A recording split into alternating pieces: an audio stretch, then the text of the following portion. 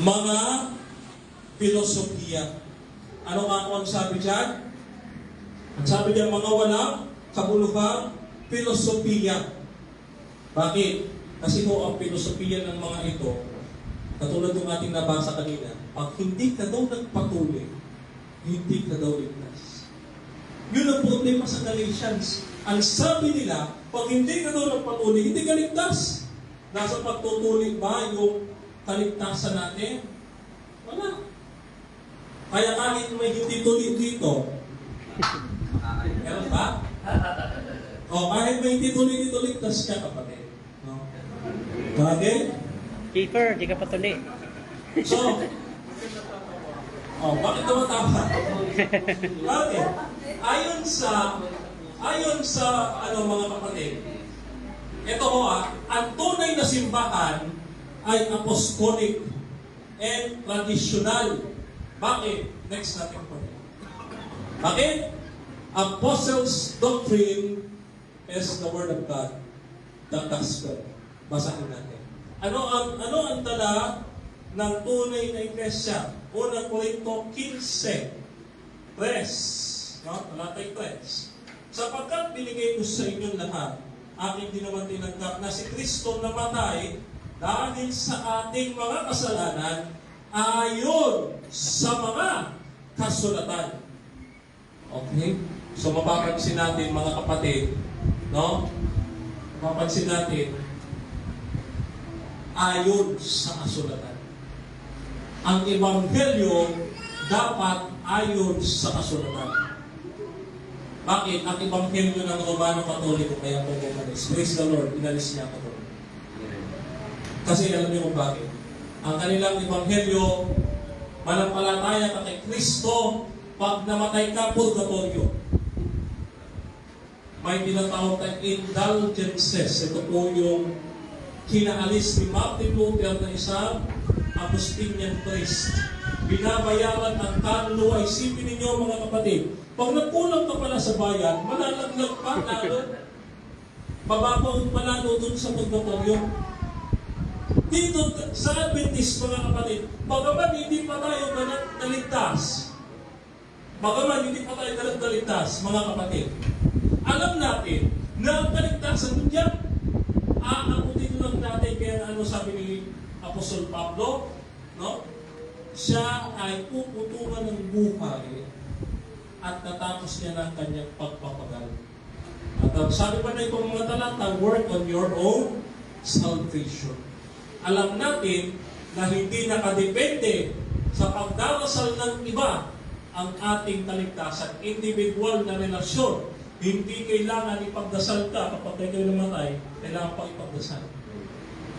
Hindi na kailangan pa ng kandila, hindi na kailangan pa ng bulaklak, hindi na kailangan pa ng tsokolate. Alam mo yung mga maisingit ko lang. Kapag ka naghahanda sa patay, ang kumakain yung sprutorero. O kaya yung mga nakatira sa sementeryo. Tapos may sasabihin ng mga kamag-anak, kinuha na ng aking lolo, yung pagkain, naubos eh. Wala na. Okay?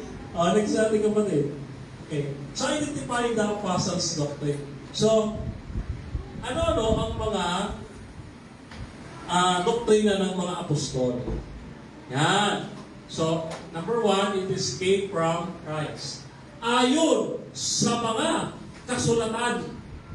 Kaya yan ang aking ministry. Ayon sa mga nasusulat. Bakit? John chapter 5 verse 39, saliksikin ninyo ang kasulatan sapagkat ito ay nagpapatotoo sa ating Panginoon. Dapat manggagaling kay Kristo. Hindi sa Santo Papa na nagsabi noong 1854 na si Maria nasa langit na. Wala namang nabasa. Ang sabi siya daw yung babae na nakatuntong sa buwan. Bakit? Astronaut ka ba? Okay? Siya pala yung una nakatapak sa buwan. By revelation of the Holy Spirit. Hindi by revelation of the Magisterium. By the Holy Spirit. Because the Holy Spirit, John 14:26, ipapahalala sa atin lahat ng itinuro ng ating Panginoong Kristo. Hindi po kailangan Hindi po kailangan ng Santo Papa. Ang Holy Spirit po, ang vicar of Christ. Kahalili ni Kristo. Hindi ang Santo Papa ang kahalili ni Kristo. Yan po ang dahilan ko bakit ako malis. Ngayon alam mo na. No? Apostles were ambassadors. Mga apostol ang ambassadors. Mga kapatid. What do you mean by ambassador? Kita na kayo ng mga UN rapporteur. Yung mga sinesend dito. Okay. So, yung mga tao, yung mga ambassadors yung mga kapatid, kung saan-saan yung pumupunta. Hindi katulad ng Pope na nakaupo lang doon sa Vatican, mga kapatid. Ano? Ang ating presidente, namin ko na si Pastor Efraim Parulan, umiikot yan sa mga churches. Nakita ko na po yan, kakilala po ako yan, mga kapatid. Ayan. So, katulad dito, no? Committed, no? To the gospel, or committed, sabi diyan. Merong paninindigan. Okay, next natin. Okay, so apostolic traditions, how was they delivered? So kanina, no? Saan daw nanggaling ngayon? Paano naman i-deliver? Siyempre, kung pick up mo, i-deliver mo. Tama? Yes. Okay. So, received by the apostles from the Lord. Hindi ito, mga kapatid, na na-receive mo sa magisterium, ito na yung Lord. Iba kasi, mga kapatid, katulad nito, nung ako po yung Roman Catholic, ang revelation daw ng Diyos magmumula sa magisterium. Gusto ko po inform kayo. Ano po magisterium? Bakit sinasabi ni Brother Del Marco? Ito yung mga obispo at Santo Papa. Received by the apostles from the Lord. Basahin natin. 1 Corinthians chapter 11, okay? Verse 23. Sapagkat tinanggap ko sa Panginoon, ang binibigay ko naman sa inyo, galing sa Panginoon ito, na ang Panginoong Isus, nung gabi siya ipagkanuno, ay lumampot siya ng tinapay. Okay, so, diba, narinig sa inyo kanina, na ang inyong maliit na likod, ang mababahagi ng tinapay na po, ito po galing sa Panginoon, hindi po sa ating saganang sarili. Okay? Delivered through teaching. Ito ho. Nasabi ho natin kanina, yung 2 Thessalonians chapter 2, verse 15. Tinanggap ninyo sa pamamagitan ng sulat o ng aming sinabi. No? Delivered through teaching. Why? Because, mga kapatid, ang Bible is being used, no, for teaching. Basahin po natin. 2 Timothy, no, chapter 3, verse 15. What does it says? No? At mula sa pagkasanggol iyong nalalaman na ang banal na kasulatan na magpagpapadulong sa iyo sa kaliligtas sa pamamagitan ng pananampalataya kay Jesucristo. Ang lahat ng kasulatan ay pinasihan ng Diyos, ay mapapakinabangan din naman sa pagtuturo, sa pagsasansala at sa pagsaway sa ikatututo na nasa katwiran. Mga kapatid. So, Bible is the pillar and the ground of truth. Masya po lang. Meron na namang isang pali ng truth. Sabi ka ako, ang iglesia siyang aligid at suhay ng katotohanan. Nung sumitas, Bible pa rin. Sabi mo, iglesia. Tapos sabi niya pa ako, hindi daw ang Bible, hindi church.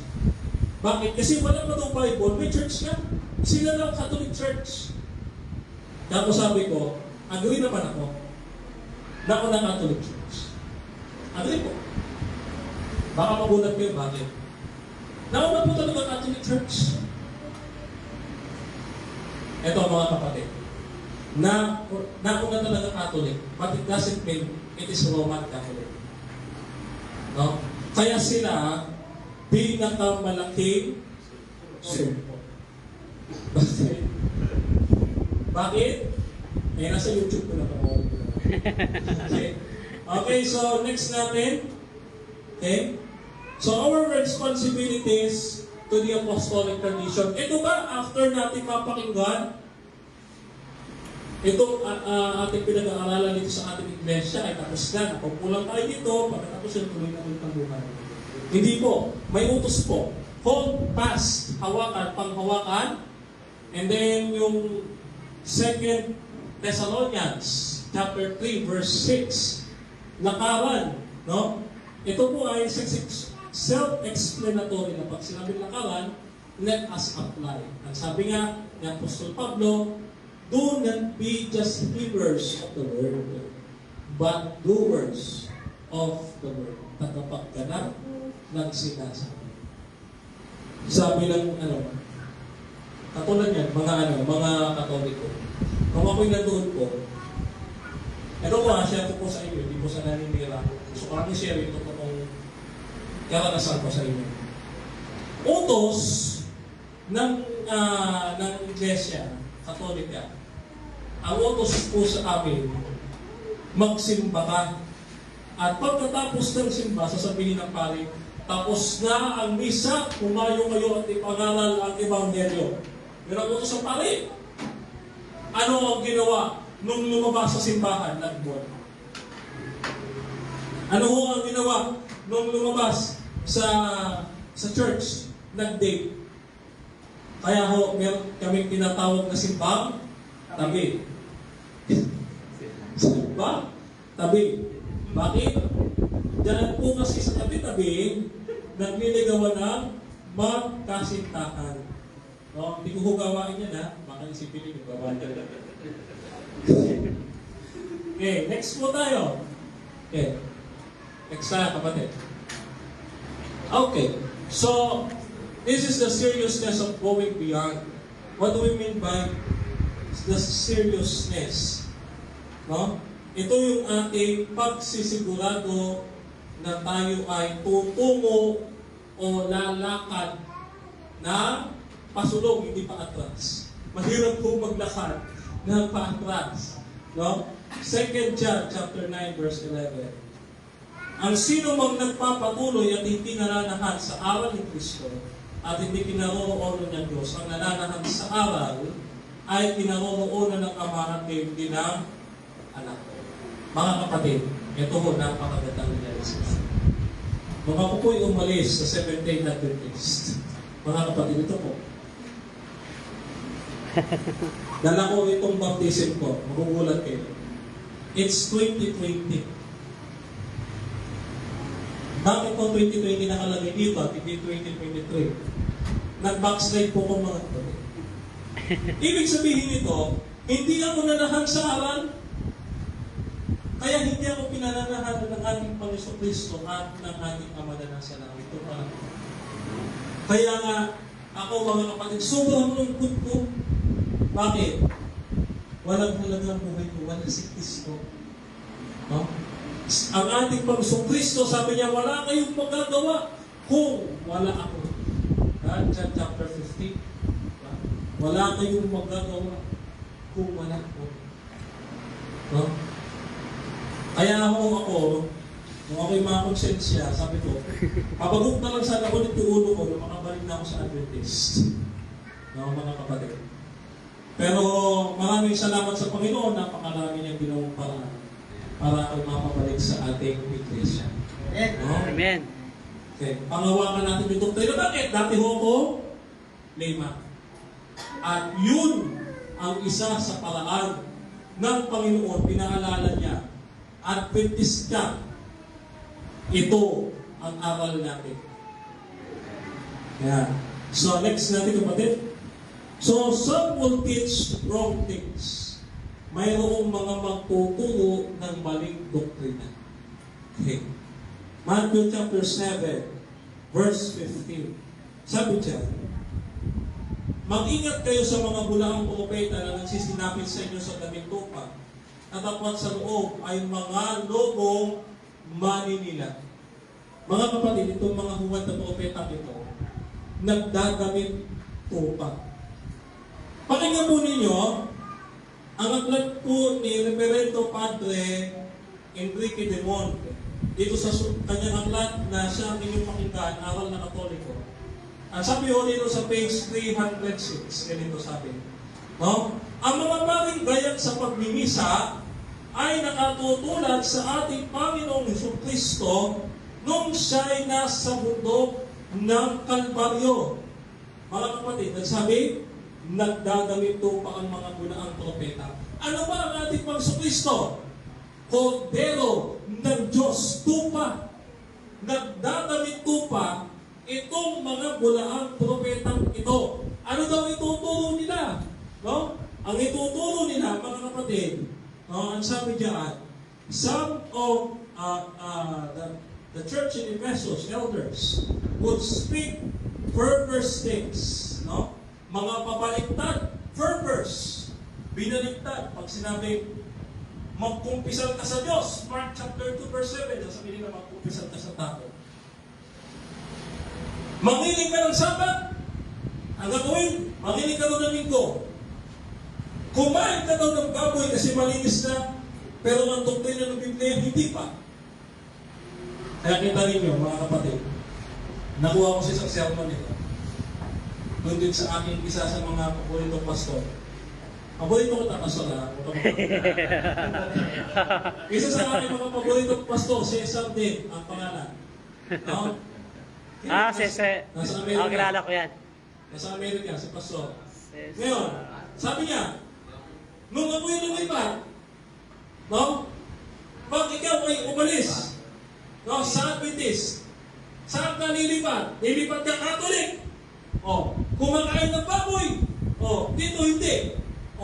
Dito. Ano sabi dito? Nangingilin ng linggo, nangingilin ng Sabado. Ba?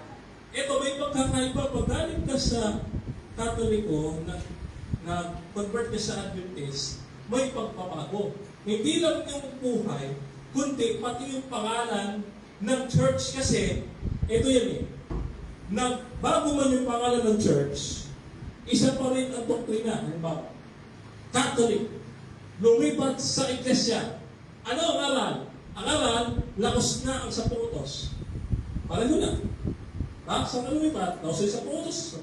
Lakos sa 10 utos. Kumakain na baboy, kumakain din na baboy. Linggo din. Nagbago ba ang baboy? Hindi. Yan yung aking natutuhan sa Ngayon, sabi dyan mga kapatid, no? Satan has ministers. Ito yung mga nagpapakunwaring anghel ng kaliwanagan. Teka lang, may nadaanan ako dito, malaking simbahan, kulit-putik. Yan ay pinamumunuan ng anghel na nagsisikatan ng araw. Kilala nyo?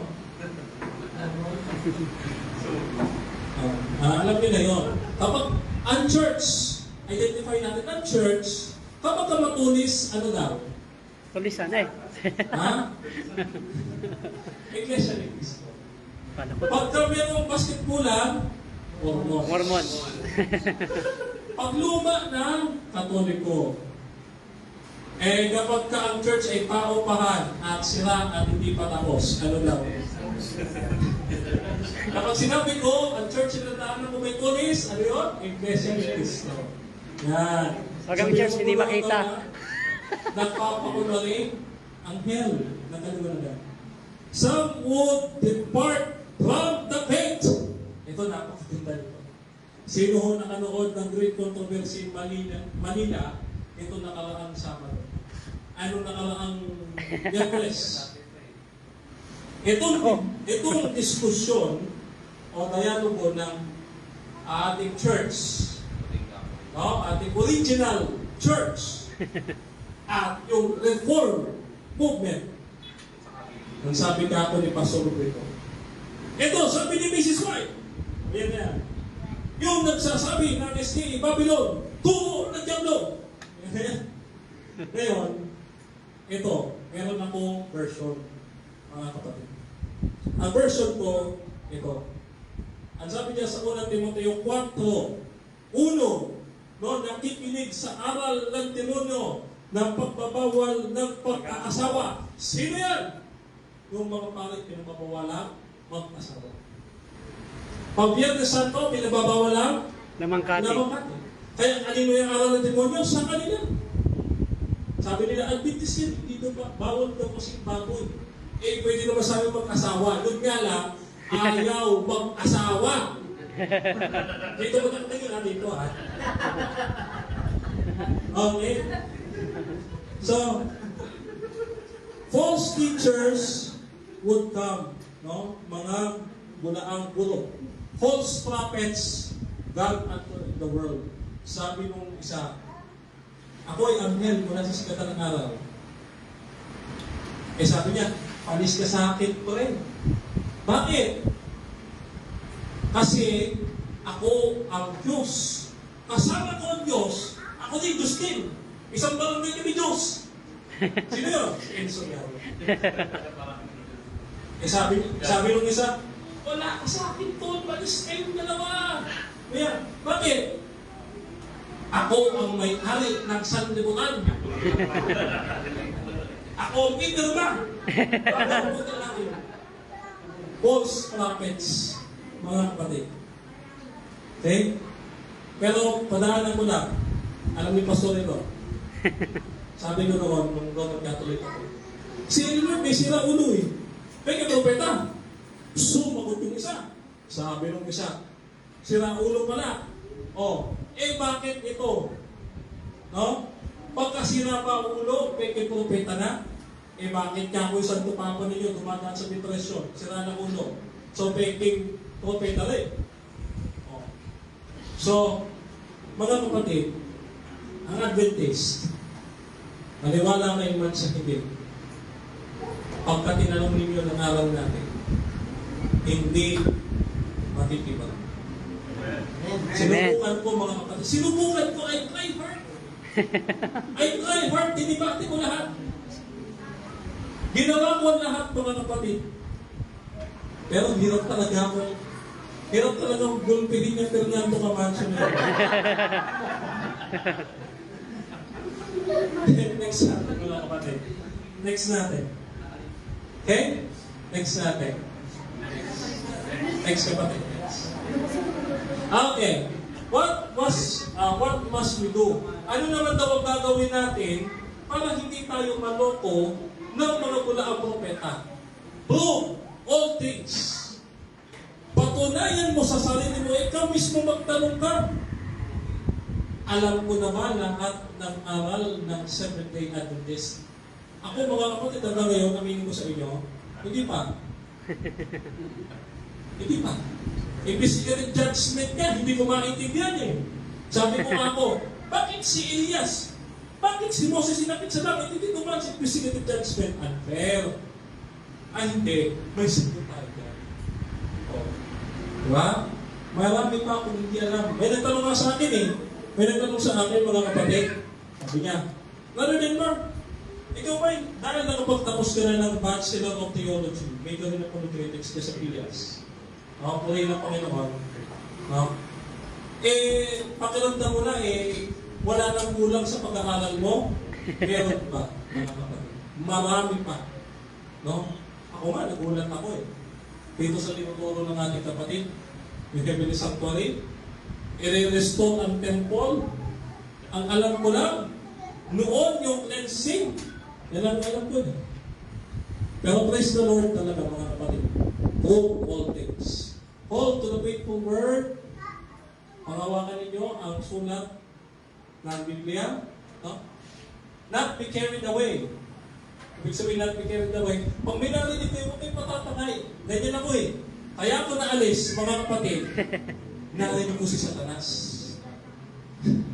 Sabi niya, nagtatampo ka, umalis ka. Nagtatampo ka, umalis ka. Kaya umalis ako. Oo. So, ano pa sabi? Not be spoiled by traditions of men. Magpadadala sa sabi-sabi. Okay. Kaya yan huwag tayo makikinig sa chismis. Okay? Next po natin. Ano pa? Ano pa po ang ating gagawin? Baka po gagawin. Kaya nga sabi ko sa inyo, hindi pa tayo ganap na ligtas, mga kapatid. So, not determined by motive. Okay? Okay, ayan. So, ngayon, ang ating ginagawa ay base sa motibo. Kung mali o kung tama. Ano? Kung mali o tama. Kasi minsan, tama tinuturo, mali ang tinuturo pero mali ang application. Example. Saan pa si Brother Denmark yung kinakisod dati? Sabi ko mga kapatid, nung ako'y magtampo sabi ko, mga kapatid, bakit hindi kayo nagsisipa? Sabi ng Biblia, huwag kayong makakaligtas sa pagsamba. Kasi mailipiyaw na kayo. Sabi sa akin ng pastor, "Hoy, baba ka dito." Pastor, usap kami. Kung mag-usap kami, ako na nang galunin yung mga kapatid. Intindihin mo sila sapagkat meron silang iba't ibang gawain. Ha? Kaya ako sabi ko, day man ako nakakababa doon. Sabi ko, Pastor, alam ko buhay na mga yan. Alam niyo mga kapatid, napakababaw man ang dahilan ng aking pag-alis. Pero, ito'y naging daan mga kapatid para maunawaan ko na tayong mga Adventist, hindi tayo perfecto. Amen. Sabi nila, napakinggan ko doon sa diskusyon, hindi na kayo remnant kasi hindi kayo sumusunod sa utos ng Diyos. Hindi na kayo remnant. Bakit? Kayo mga Star 29 at yung iba pa yung IMS, sumusunod pa kayo sa utos sa Diyos? Bakit? Wala bang mga nagkakasala sa inyo? Mga perfecto na kayo? Dapat tuloy sa namin. Perfecto na pala kayo eh. Ang remnant po, mga kapatid, nagkakasala. Kaya ano sabi ng kanta? Favorite kong kanta eh. Diba yung rescue a sinner like me. Okay? Okay, gandang kanta niya. Next natin. Bibilisan ko na po, no? So, how do we know, mga kapatid? Example nito, no? Example. Itong mga bulang propeta, nagpukos ito ng destruction. Okay? Ng heresies. Okay? Cause division. And another doctrine. And contrary doctrine, no? Na itinulong ng mga apostoles. So ito yung mga signs, mga kapatid, na ang isang tao nangangaral sa harapan ninyo, huwag na propeta. No? Yan. Kapag ka nagpupos ng pagkakaparata. No? Example niyan is, mga kapatid, yung Bible. Ito. Ang sabi ng mga Romanong Katoliko, ano Bible? Ang Bible na yan, hindi mga pagsasalita nang wala kami. Ngayon, naman yung Protestante, ano nangyari? Yung Bible na yan, iisa interpretation, iniba-iba nila, nagkawatak-watak sila. Okay? Kaya, sino ang may mali? Ang Bible o sila? Sila. Bakit? They cause division. Wala silang Holy Spirit. Bakit? Dahil nga sila ay nakikinig sa mga espiritu, mapanghikayan at sa mga aralan demonyo.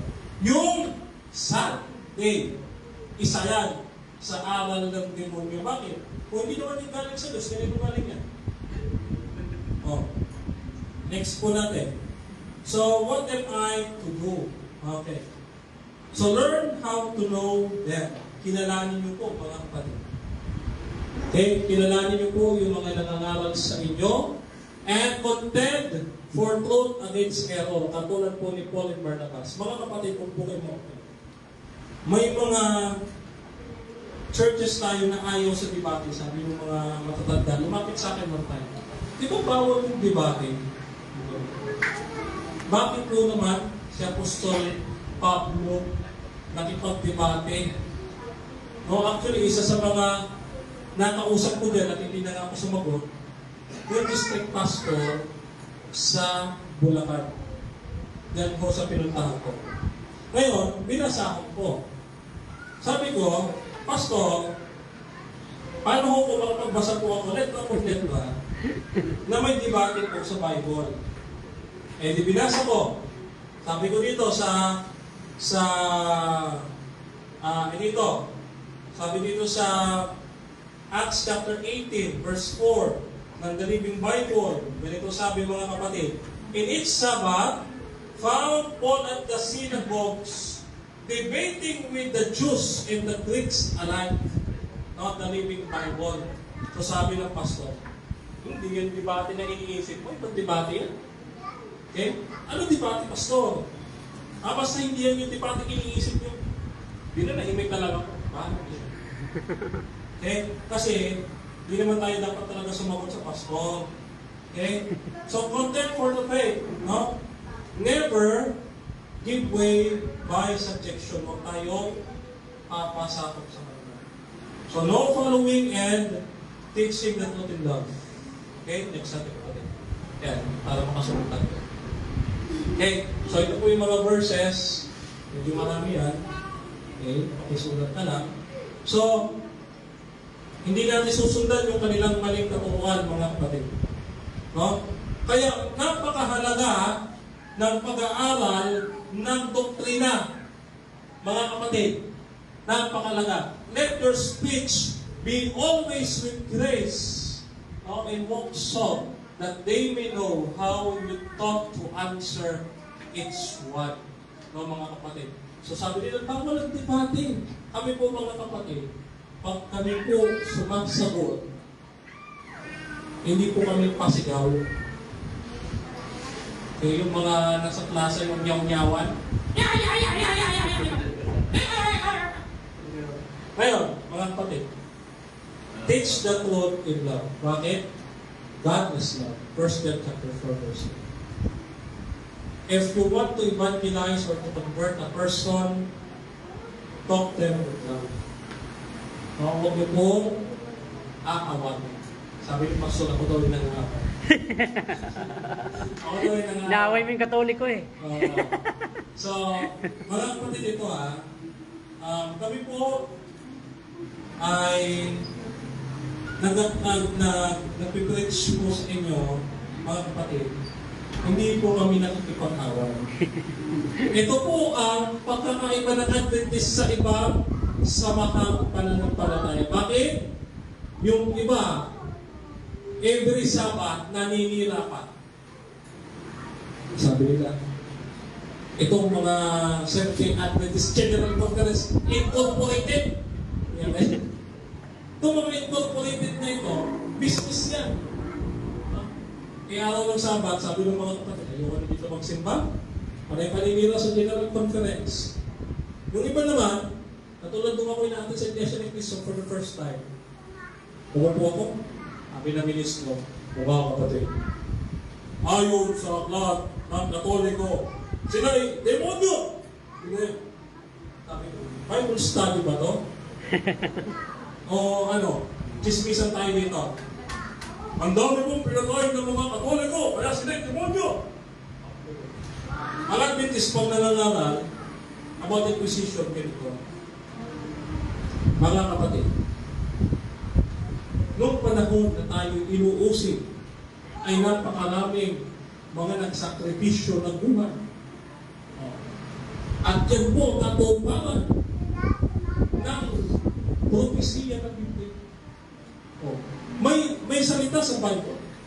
Hindi yung sinabi lang ng ministro, pastor. No? Kaya nga po ang sabi kanina, came from God, not from men. Okay, next natin. So to avoid establishing our own tradition, so do not think men of more highly than thought. Okay, so ito po ang ating pinaalis sa Simbahang Katolika na iniisip natin na ang Santo Papa ang siyang pinaka-final authority sa lupa. Mga kapatid, natakot po ako. Sa tao pa lang ako sumusunod ng mga Katoliko. Nagpapasalamat ako talaga. Higit sa pasalamat ko sa ating Panginoon. Amen. Sapagkat pinarealize siya sa akin, wala ka sa akin at ka sa Santo Papa. Doon ka nakikinig. Hindi ka nakikinig sa akin. Doon ka nagpapa-under sa Kanya, hindi sa akin. Sabi niya ganyan. Natakot ako mga kapatid. Bakit? All these years, hindi pala ako sa gusto ng ko. Sa tao pala. Sabi ko, salamat sa Panginoon, dinala mo ko ulit dito. Bakit? Dahil nandito na ang tunay na pagsamba ng mga kapatid sa araw mo sa no? So continue to hold fast the apostolic tradition o yung galing mismo sa ating Panginoon. Next po natin kapatid. Next pa. Okay, wala na kasunod. Okay, dito tayo sa dulo, mga kapatid. So, circumcision among the Galatian churches was rejected and would bring under bondage to keep the whole law. And it would be perfect obedience to the Old Testament, and ultimately it would mean that Christ died in vain, mga kapatid. Sabi ng mga Katoliko, paano ko ako mariligtas? Magdasal ka ng ganito. Sundin mo yung ganito. Alam niyo po, nung ako'y Katoliko, napakaraming utos. Mag-sign up na cross ka, magdubi na ka, mag-usaryo ka, ang dami, basta ang dami. Ang Adventist, isa lang ang sagot. Pag gusto mong maligtas, ano? Tanggapin ang ating Panginoong Jesucristo. Kasabi pa kasi ng Adventist eh. Huwag ka mag-Adventist. Huwag. Kahit totoo ito. Kahit totoo itong Bible namin. Ito nakasuot sa Bible. Kahit totoo yung sinasabi ng layman o pastor, huwag ka mag-Adventist. Huwag. Tanggapin mo lang si Kristo. Sabihin ninyo, so ibig sabihin pala ng January, hindi ko na kailangan mag-Adventist para maligtas. Sino nagsabi sa inyo, maligtas kayo kung nag-Adventist kayo? Wala. Pero yung ligtas na, idinagdag sa iglesia. Acts chapter 2 verse 47. Hindi nga daragdag. Kaya, ang tunay na ebanghelyo, tinanong ko si Dok, ano po ang ebanghelyo? Sabi niya, si Kristo. Hindi ko naman tanong kung sino. Ang tanong ko, ano? Ano ang ebanghelyo? Ang ebanghelyo nasa Galatia 5:14. For the whole law can be summed up to this command. Love others as you love yourself. Pag-ibig. Ang kinautuyan ng kautusan ay pag-ibig. Kaya kung hindi mo mahal ang Diyos, hindi ka susunod sa 10 utos. If you love me, keep my commandments. Nung ako po ay Romano Katoliko, hindi po ako nasunod sa Sabat. Sa madaling salata, hindi ko talaga tunay na mahal ang Panginoon sapagkat lumabag ako sa isa, paglabag sa lahat. Kaya, salamat sa Panginoon. Sa awat biyaya niya, ako'y naligtas, nakakilala ng katotohanan at nakasumpong. Sabi ng talata ng Biblia, nakalimutan ko lang yung talata, nakasumpong ng malaking biyaya sa ating Panginoon sapagkat sa pamamagitan ng kanyang awa at habang at pag-ibig para sa akin, ako'y dinala niya dito pabalik sa iglesia ito. Kaya mapalat kayo mga kapatid. Ako, meron ako natutuhan, no? Hindi ako mambabash, pero may gusto kong sabihin sa inyo. May natutuhan ako sa mga lumabas sa ating iglesia. Ano po? Ang sabi ng isang lumabas sa ating iglesia, sabi niya, mapalat silang mga nasa labas ng Seventh-day Adventist. Bakit? May mapupuntahan silang tunay. Kaso, malas kayo. Malas tayo. Pag lumabas tayo ng Seventh-day Adventist, wala tayong pupuntahan, kundi sa impyerno. Totoo yan, mga kapatid. Totoo yan. Bakit? Sapagkat, mga kapatid, ang iglesia na pakakasalan ng ating Panginoon, hindi naman pwede na yung ulo, Adventist or Seventh-day keeper, yung katawan, Romano Katoliko. Hindi po pwede na. Pagka ang ulo sa Batista, hindi pwede ang katawan na Baptista. Okay? Kaya, mapalad tayo, mga kapatid. Ito yung good news. Ito yung good news na aming ipinagtatanggol at ipinangangaral sa iba na mga wala pa sa ating iglesia. Kakawaan natin sila, mga kapatid. At tayo, patuloy tayo magpuri sa Panginoon, mga kapatid. At bago ko magtapos, kapatid, pakibalik po sa una. Sa pinakaunang slide, kapatid. Pakibalik. Yan. Sasamantalahin ko na, dahil may mga kapatid na akong narinig kanina, mga kapatid, na nanonood daw sa aking programa. Ito po yung aking programa, kung ayon sa nasusulat. Ngayon po, inspired na ayon sa kasulatan ni Brother Fernando B. Camacho Jr. na ako po ay officially nakasama sa kanilang programa. No? Praise the Lord. At dito yung aking partner na layman sa Wawa, Batangas na si Brother Mark Dovan B. Reyes. At glory to God, mga kapatid, after his crusade, 12 nights of crusade, may dalawa siyang napabautismo. Mga kapatid. Yan po, meron po kaming Sabbath School. That is, everyday po yan from 7 to 8. Ang ayon sa nasusunod ng ating apologetics is from 8 to 9. Mga kapatid. At dadagdagan pa po namin yan sa tulong ng Panginoon kung luluobin niya, mga kapatid. At gusto ko po i-promote, pakinig sa ating kapatid. Okay? Next slide po, kapatid. Okay, next slide po natin. Okay, hindi pa. Ano pa? Yan.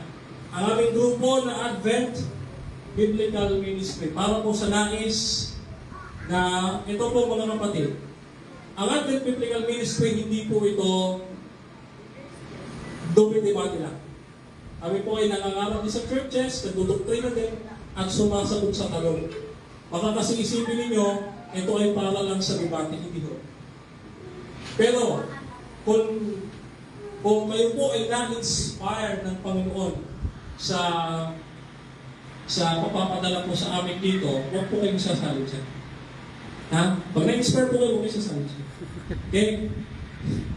Then, sumali po kayo dyan. Okay, next po natin, mga kapatid. Next slide po natin. Thank you. So, ayan. Nakita niyo po, recently. Hindi ko po sarili ko ang ipapangalan ko dito. Yung PS po, mga kapatid. Yung ating Philippine International Institute for Advanced Studies. Mga kapatid, dito po ay may iba't ibang programa at mga kurso na pwede nating kuhain, mga kapatid. At dito, mga kapatid, ito ay school ng ating church and recognized by the Commission on the Higher Education. Mga kapatid, hindi po ito basta katulad ng mga nagpapastor, 3 months lang pastor na. Hindi ko ganon. Ito pong church ay legal ito, kaya kung nakita ninyo, may seal. Gold seal yan, mga kapatid. No? Ang termo dyan, mga kapatid, huwag niyong pansinin. Sapagkat ang may karangalan sa kanyang award ay ang ating Panginoon. Okay? Next po natin. Ito, mga kapatid. Ito ang Unified Adventist Apologies of the Philippines, mga kapatid. Ito po mga programa ng itong mga organisasyon, grupo. Huwag niyo po papanoorin yan. Lalo na to, itong pag-aralan natin. Huwag niyo po panoorin yan. Ang panoorin niyo yun, diskusyon sa mga doktrina. Sa akin yun. Huwag niyo po panoorin yan. Ayun o, yung ASP. Yung back to the scripture, huwag niyong panoorin yan. Yan nga lang ang panoorin nyo, diskusyon sa mga doktrina. Sa atin yan eh. At pag-uli na lang po dito, next po natin. Ito. Kung gusto niyo pong lumilaw ang paningin ninyo sa kanya, lalo na kung may gusto ka sa kanya, dito ka naman pa sa lamin. Dito kay Dr. June De Leon, optical itong ating elder. No? Ito itong ating elder, mga kapatid, ay napakabuti. Alam niyo po kung magkano ito, mga kapatid? 12,000 ito. Pero ho, nisip kunduling, hindi ko ako nagpaya. Praise the Lord. Libre ang serbisyo ng ating kapatid. Diyan po matatagpuan niya sa Bulacan. No? Sa Cagayan Valley Road, Poblacion, Baliwag, Bulacan. Ito po yung number niya sa ating street. Kung gusto niyo po magpagawa. Ang mga notable na nagpagawa dyan, si Brother Fernando, ako, si Brother Richard, nakita niyo, pareho kami ikin. Ayan. So kami ang nagpagawa dyan ng salamin itong nakaranahan mga kapatid. Oo, nakakapogi. Bakit? Ito may lipstick. Ha? Ito, yung magmamalik, biglang bunga ko eh. Ha? At syempre yun yung abang lingkod na talagang sabi ko sa inyo, ito papakatotoo ko sa mga babaeng magaganda dito.